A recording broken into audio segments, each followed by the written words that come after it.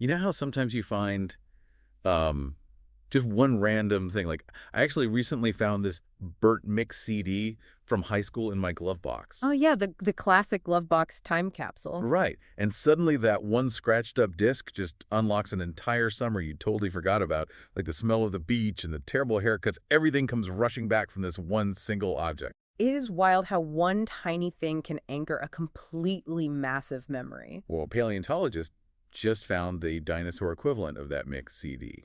It's called Alnashetri cerropoliciensis. That is a very massive name for a very small creature. I mean, but you're right. It is being hailed as this paleontological Rosetta Stone, and it's not your typical giant museum centerpiece either. No, definitely not. It was found down in the La Buitrera locality in Patagonia, Argentina, which actually translates to vulture roost, appropriately enough. And just to set the scale for you listening, we are not talking about a T-Rex here at all. Right. We are talking about a dinosaur that weighs less than a chicken. Like under 2 pounds. Yeah, under 2 pounds, running around 90 to 95 million years ago. Right, during the Cenomanian period. And usually when we find something that tiny, the immediate assumption in the field is just, oh, it's a baby. Which is exactly what makes this specific specimen, MPCA PV3767 for the completionists out there, so incredibly interesting. Because it was buried rapidly by a sand dune, so the preservation is just incredible. But the real kicker was the histology. Oh, the microscopic bone structure. Exactly. They looked at the structure of the bones and found something that absolutely should not be there if it was just a juvenile. They found medullary bone. And for those who aren't biologists, that is this special calcium-rich tissue that female birds and, well, dinosaurs produce specifically to make eggshells. So it acts like a calcium bank. Essentially, yes. Yeah. And you only need a calcium bank if you are actively laying eggs. That right there proved this specimen was a sexually mature adult. She wasn't a baby T-Rex waiting to grow up. Not at all. She was fully grown and weighed less than a kilogram. She was tiny on purpose. And that size is actually the key to this whole Rosetta Stone idea regarding the alvarosaur group, because the later ones, like Mononychus, are frankly just weird. They look like Dr. Seuss designed them. They really do, with the stump arms and the one massive claw and tiny teeth for eating ants. Right, they were highly specialized termite terminators. But that specialization created a huge chicken or the egg problem for paleontologists. Did they get small because they started eating ants, or did they get small first? And Alnashetri answers that, because she's small, but she doesn't have the anteater gear yet. She's got long, slender legs for running, and her arms are this perfect intermediate mix. It really is a snapshot of evolution in motion.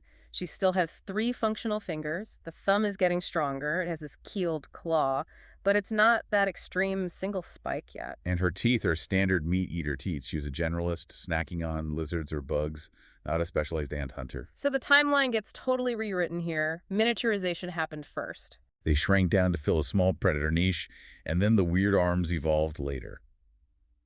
Speaking of adapting to find your niche, I should mention this deep dive is sponsored by Embersilk. If you're trying to figure out how your business evolves, whether it's AI training or automation or integrating software agents, you really don't want to wait 90 million years. Just like Alnashetri found a way to thrive in a land of giants, Embersilk helps you uncover where agents can make the most impact right now. You can check out embersilk.com for all your AI needs. But getting back to our tiny runner, there's a fascinating geography angle here too, right? Because we see these alvarosaur relatives in North America and Europe as well. We do, and finding such an early basal form way down in South America supports the theory of vicariance. Which is the idea that the animals didn't swim to new continents, but rather the continents moved the animals. Precisely. It suggests these dinosaurs were already widespread across the supercontinent Pangaea. When the landmass broke apart, the populations physically drifted apart on the tectonic plates.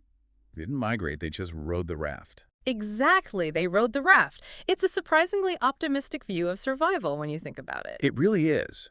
In a world dominated by massive carnivores, these guys found success by going small and going global.